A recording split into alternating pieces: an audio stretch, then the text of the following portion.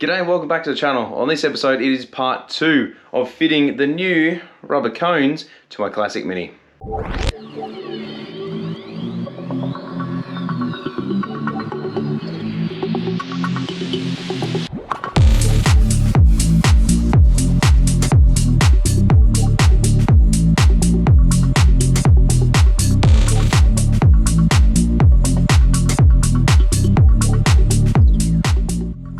Alrighty, welcome back to episode 2. So on this episode we are back working on Grace and we're going to be installing those rubber cones like I just said. As you can see, I'm still in my work uniform, so hopefully we can get it done before the sun goes down, but being daylight saving, it doesn't get dark now till about 7:30 or 8 o'clock at night. So as you saw in the previous episode, I was having a lot of drama putting the new rubber cones in. The gap between the old cone and the new cone was a whopping 7mm, which is absolute massive when it comes to those rubber cones. So yeah, as you can see just here, there is a huge difference, not just in the size, but also in the quality as well. Also, I was having a fairly tough time as well, simply because I didn't have a spring compressor. So I put the call out on Facebook and a couple of guys in Penrith reached out and said, hey, I've got one, if you need one, let me know. Just as I wanted to say, yep, let's do it, I thought, you know what, let me just quickly ask the guys down at Minisport in South Australia if they had one in stock and if they could send me one and help me out. Turns out they had one in stock and they sent one straight away. Ordered it at lunchtime and it came the following morning, so today at about 10 AM. So that is record timing. So thank you very much to the guys and girls down at Minisport South Australia. If you haven't already, check it out in the description below and the link. So we need to now compress the springs. The reason why we need to compress the spring is to be able to get the upper control arm in. If we are using new cones, which we are, and we're using high-low adjustable suspension, what the spring compressor does is shorten the spring. So as you can see here, the rubber cone has a thread in both the top and the bottom. What the spring compressor does is enables the spring to be fully compressed. So it'll pull this rubber part up where my thumb is and make it shorter. So essentially, it'll bring it to a stage in which it is like this, and then we are able to fit the cone to the suspension. So without further ado, let's get the tool out, let's have a look and see how we need to rig this thing up and get it to work in the car. Alrighty, so I was just going through some of the comments on the previous episode that I uploaded, which you can see over my left shoulder. It is on the episode I did where we spoke about the front suspension and brake build for the 1275 Classic Mini. So I did get a comment on there from the GTE channel, and they said doing this job with a subframe off the car is a lot easier than while on the car. Nice job. You know what, mate, I take my hat off to you, because this is an absolute nightmare to do on the car. It's not really hard, it's just difficult and there's not a lot of space. When you got the subframe off the car, it is significantly easier to do. So I definitely say yes, you are 100% right in that. And anyone attempting this job, by any means, you can do it in the car, but if you've got the subframe and the engine out of the car, take the whole thing apart, clean it all, rebuild everything, and put it all back together when it's outside the car. It is going to make it a hell of a lot easier. All right, so now onto the new tool that we have. Now, did just have myself a bit of a brain fart and completely forgot to fit guard covers to the car. So always make sure you use guard covers where possible, just to protect your paint, but also if you're pulling anything apart and you drop it on there, it's not going to damage it directly. These are really good. They're Mighty Car Mods ones. They are magnetic, so they do have a magnetic strip on either side, and it does help to hold it in place. All right, so let's have a look at the tool. Now, we have the tool, which is the spring compressor, this one here.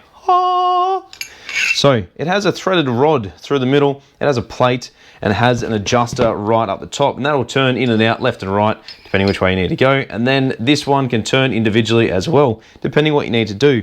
Now, like I said in the previous video, there are two different sizes. These are both metric and imperial threads. So what that means is this will only go into one of these. One of these will be a imperial thread, which will be probably this one. Yep, that's that one there. And then the metric one will be probably this one here. So it is a more coarse thread. So what that's going to do is wind directly in there. You could probably even, if you wanted to, get a bit of grease on the end of the thread just to help it go in a little bit easier. It is certainly not going to hurt it whatsoever, but it will enable it to go in a little bit smoother. Because these haven't been in before, I probably just need to wind it all the way through just to make sure it cuts all the way in there. The new one that's already been fitted to the car might be a little bit stiff, but it's just the paint or the rubber that's just been applied to the end of the thread just here. So now we know which one we need to use. We're going to install the tool and then give it a shot. Alrighty, so first thing we need to do is locate where the tower is, which is just here, and that's where the suspension comes up to. So in most cars, they're generally underneath the bonnet. Some cars, earlier ones, are further forward, some are further back. So you can remove the bolts in the subframe, but in my case, I'm just going to leave them like that. Now, this threaded rod has 2 threads. This one is going to go into the rubber cone itself, and then the other one, which is just over here that I prepared earlier, that is going to go into the device. Now that enables us to get extra length because, you know, we can all use a bit of extra length. So wind that all the way in until it comes to a stop, wind up the nut, use a spanner to tighten up, just that way you lock it in there and it's not going to keep moving. I just use a 15mm spanner, just snip it up, and that's all you need. Alrighty, so because of the overall length of it, you may not be able to fit the tool down in there and then slide the rod all the way through. So what we're going to do is slide the rod through first. We're going to line it up, and then we're just going to slide the extension all the way down, and just until we get to the top of the rubber cone. So we're just going to lengthen this as much as we can. Wind this down. Now that's just going to wind into the top of the thread. Hopefully it'll do it almost straight away. It might just be a little bit funny because we've already fitted it and it's still got a bit of debris left on the top of the cone. Alright, so you're just going to wind that down as far as you can. Alrighty, so take 2. I just had to pull the top control arm back out just to realign the rubber cone. I hadn't had it lined up 100% properly, so hopefully now we should be able to get it back on track. So now that I've got the rubber cone situated on there, slide the bracket over there, grab the adjuster, just have to wind the adjuster onto the threaded rod until it bites, and then tighten it up. Alright, so I can feel that now biting into the rubber cone itself, so that's good. So we're going to tighten that up pretty much as we can. We just need to make sure that this bit here is as loose as possible. That way it's going to give us as much length as we possibly can get. I'll pretty much leave it at about that, I reckon. Now, she's in there, so it's completely held in by that. What we're going to do now is turn this one. This is then going to crush the cone, which is then going to compress it. So I want to make sure that this one stays still, but we turn this one. As you can see, this is a very, very dirty job because of all the grease that is in the ball joint and in that top arm. So the idea here is to compress the spring enough to be able to get the top control arm in and then reassemble it. All right, so once you've done it up and you've compressed it as far as you need to, we are then going to reinstall the upper control arm, put the upper control arm on the stub axle, which we should probably do first actually, so let's do that. Let's attach the upper control arm to the stub axle, put the nut on there, that way it's somewhat finger tight I guess. Slide the upper control arm back in, slide the pin through there, line everything up, tighten all those. Once everything is tight and we're happy with it, we can then release the pressure on the spring compressor. Alrighty, so as we were talking about before, we are going to be replacing this rubber boot, which is just here. So we're going to take the old one off.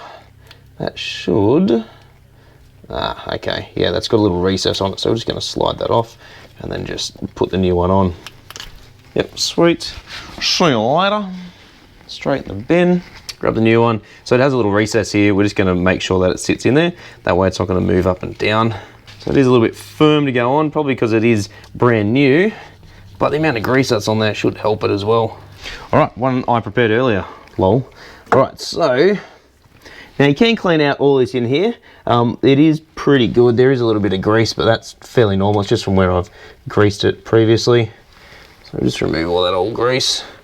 I'm actually out of rags, which I don't know if you can believe or not, but I am. A mechanic not having rags is like a baker not having any flour or dough. Alrighty, so not having any rags, I've just wiped that out as best I possibly can. I did just put a little bit of high temp bearing grease in this joint here. That'll just make sure that when it all goes back together, the joint is going to have something to lubricate against. So we're going to do a bit of a Houdini here. Hopefully it's going to work.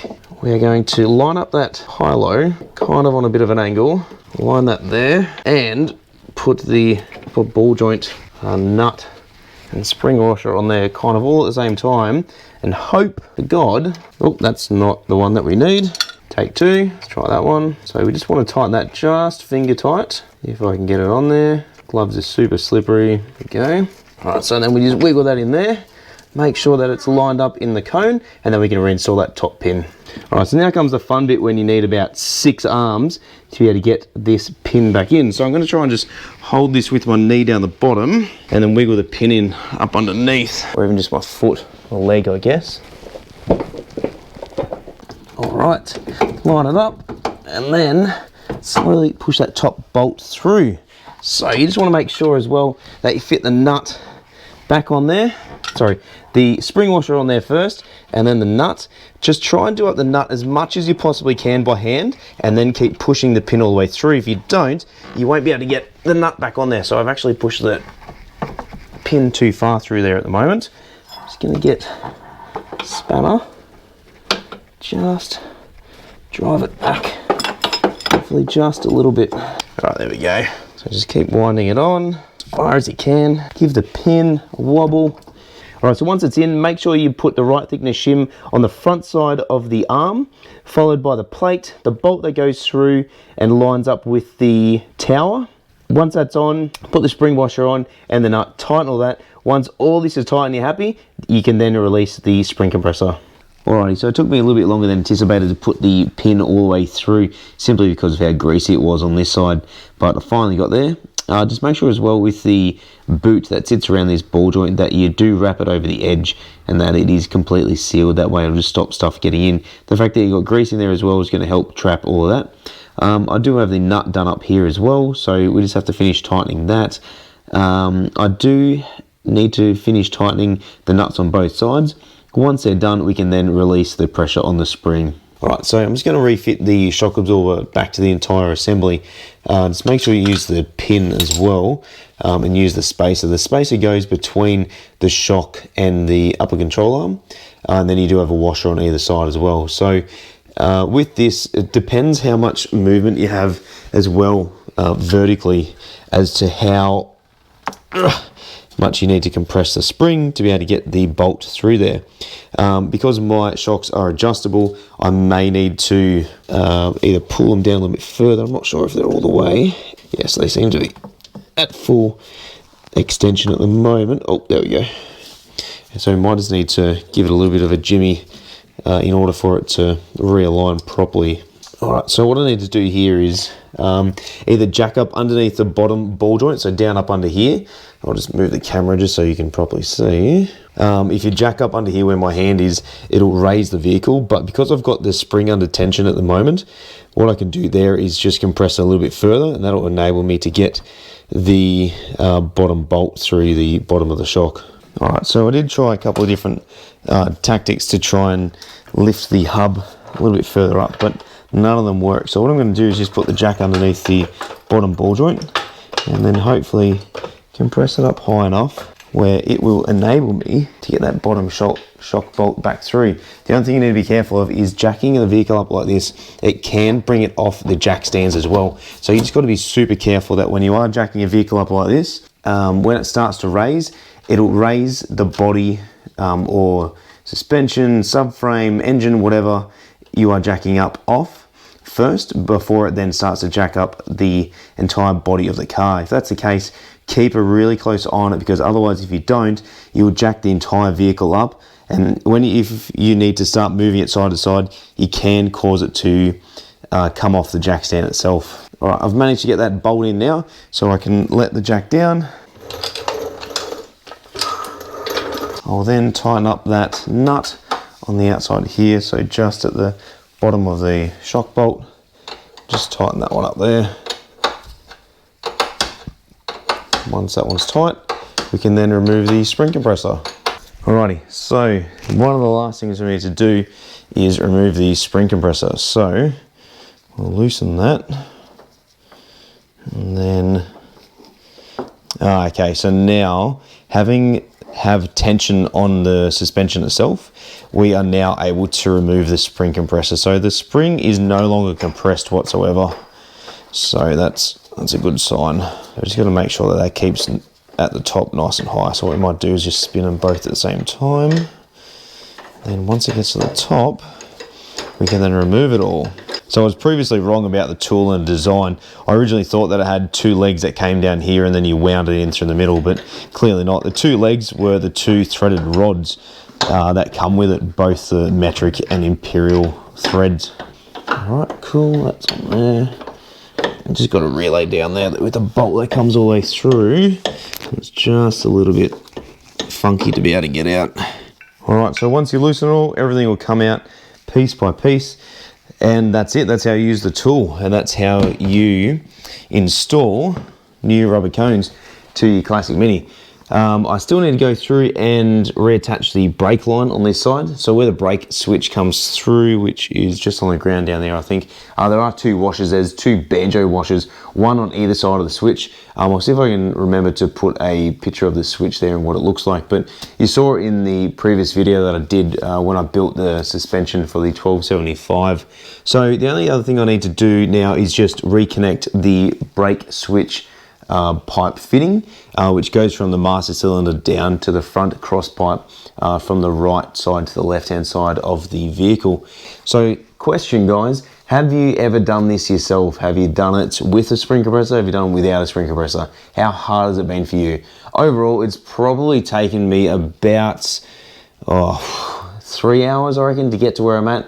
A lot of that has just been perseverance and doing it after hours, after work, when my son's asleep at night. So a lot of filming I do is generally between the hours of about 8 and 11 p.m. And then during the day as well. So it'd be interesting to know what you guys have done, and if you think that this is one of the harder jobs to do on a Classic Mini. And if you have done it, please leave it in the comments below and tell me exactly your experience. I'd really love to hear it. All right, so you just need to put new banjo bolt washers on that brake pipe fitting. So one on either side. They are 2 different sizes. I'll try and remember to put a picture what it looks like in the description just to the side. But look, other than that, I need to go through and do the passenger side. So I'm not going to worry about filming that. I've already filmed one side. I'm sure I've covered pretty much all bases that you need to do to be able to do this in your car. I think the passenger side is probably going to be about the same, maybe a little bit easier. Just have to remove the radiator to be able to do it, drain the coolant. I'm going to try and get away without draining the coolant again because I only did it a few months ago just before the Rolston Classic. So yeah, I'll go ahead and do that side, and then next scene you'll see me driving it. Alrighty, so welcome back. The time is 10 past 8 p.m. I'm not sure if you can hear it, but it is absolutely pouring down outside. We're going through the La Nina at the moment, which means there is nothing but rain at the moment, and it's been raining non-stop for a couple of days. So it has been a few days since I filmed the last episode, which you probably saw in the last clip. But we have a bit of bad news. So this thing is well and truly shagged. The adjustment nut has completely sheared off it, and that is the exact reason why I was unable to loosen it on the Rolston Classic. She's munted. There's nothing I can do here. I can't even drill it out because then I need a new adjustment bolt, I guess. So if anything, I'm gonna have to buy a new set of high-lows. So that's where we are at the moment. It's probably gonna be a little bit before I can finish filming, but if that's the case, there's no point in me just buying obviously one. I doubt they're gonna sell one, which then means I then need to change both sides, left and right. That's another thing to add to the list.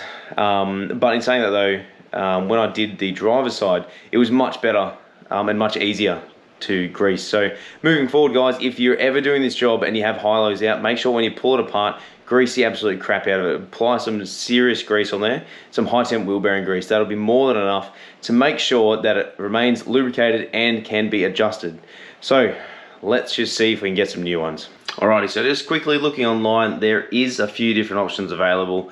I can get the standard cone replacement type where it enables either a soft or a standard ride, or I can get the adjustable ones which offer a little bit more comfort. Now, the adjustable ones, well, I guess they are all adjustable, enable me to ensure that all the water that comes in from the top of the tower to be drained straight out, whereas the ones that I have fitted currently don't. So if that's the case, then I might as well upgrade and get the ones with the hole in it. Now this is probably a really good tip, and Tomo's tech tip is that when you are buying these, make sure you get the ones that have the drain hole in it. This will ensure that any moisture that gets in there, any debris, is able to be drained out, whereas the ones in mine, as you can see down there, it has no hole in it whatsoever, which kind of screwed me over when eventually, after all these years of driving the car and only 12,000 Ks, it decided to let go. So make sure not only that you get the ones with the drain hole in it, but you also pull it apart and grease it sufficiently.